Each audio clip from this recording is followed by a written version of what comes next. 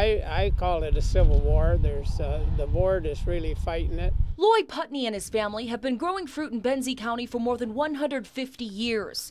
And like most farmers, he depends heavily on migrant workers to get all the work done. We couldn't harvest without them. We try to harvest 2,000 bushel per day, so I have to have 20-some workers in the fall, plus their families and several children.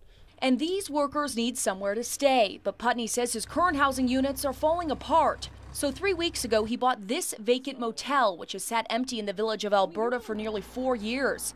His plan was to convert the units into housing for his workers. But before any work could be done, Putney says village officials told him he needed a special use permit.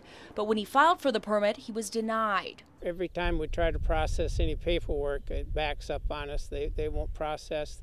They give us a runaround.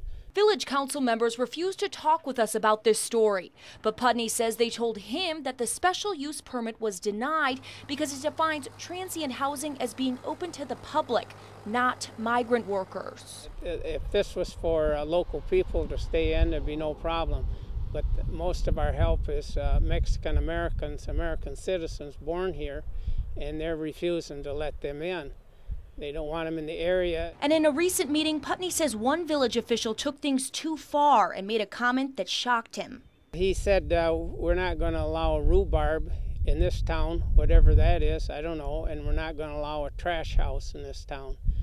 And I just couldn't hardly believe it. And I feel it's very racist, and it's hard to believe that the situation that's developed here.